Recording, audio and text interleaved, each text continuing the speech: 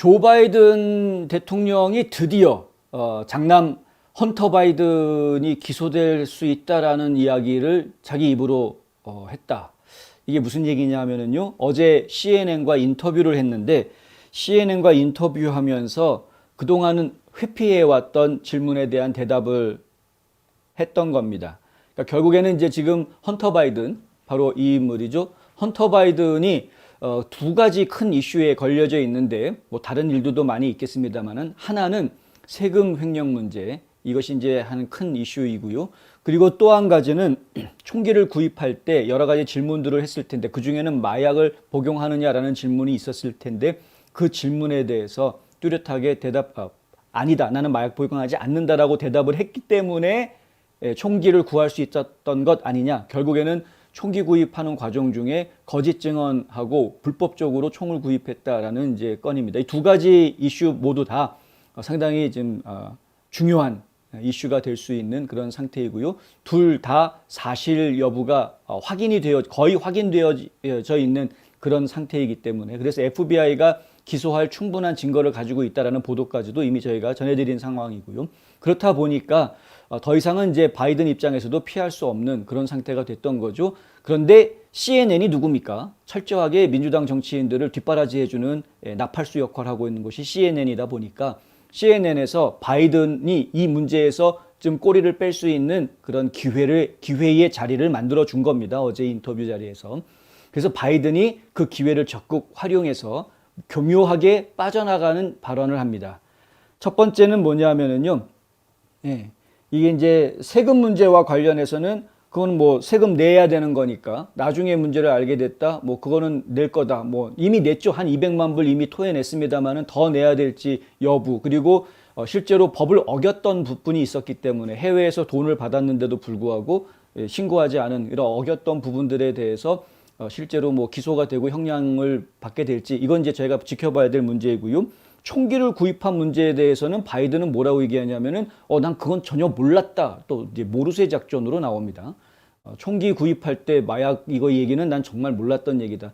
근데 뭐 바이든이 언제 알았다고 얘기한 적 있습니까? 다른 건 다 몰라도 자기 아들 얘기만 나오면은 나 그거 몰랐는데 아들이 밖에서 무슨 사업을 하는지 난 전혀 몰라. 다 거짓말로 밝혀졌습니다만은 그럼에도 불구하고 헌터 바이든한테 불리한 얘기만 나오면은 조 바이든은 나는 무조건 모른다로 일관했던. 근데 어제 인터뷰에서도 총 살 때 마약 얘기야 이거 난 좀 모르는 얘기다.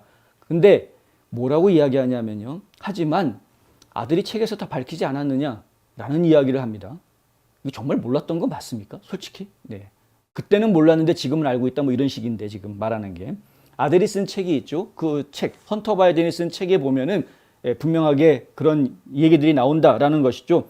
그리고 아들은 그것에 대해서 거짓말하지 않았다고 주장을 합니다. 조 바이든이. 헌터는 거짓말하지 않았다. 뭘 거짓말하지 않았느냐? 내가 거짓말했다는 걸 거짓말하지 않았다는 겁니다. 야, 정말 사람 미치게 만드는데요. 총을 살 때 거짓말했던 것을 고스란히 책에다가 밝혔다라는 거죠. 예.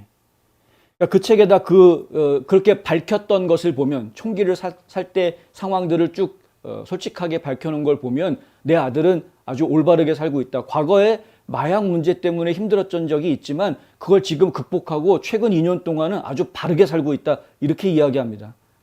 그리고 아들이 아주 자랑스럽다. 조 바이든 대통령은 아직까지도 장남 헌터 바이든이 바르게 살고 있는 착한 아들이고 자랑스러운 아들이라고 어제 CNN에서 아주 이야기를 했다. 하지만 그 자랑스럽고 착한 아들이 이제 기소를 당하게 될 것이고, 기소를 당하게 되면 형량이 어떻게 나올지 저희가 이제 한번 봐야 되겠습니다. 한편 어제 CNN 인터뷰에서 조 바이든 대통령은 지금 현재 80세인데도 불구하고 2024년이면 82세가 되죠. 그럼에도 불구하고 대통령 선거에 다시 출마하겠다라고 이야기를 합니다. 그들은 내가 뭘 할 수 있을지 걱정한다라고 남들이 걱정하는 내용도 다 알고 있습니다.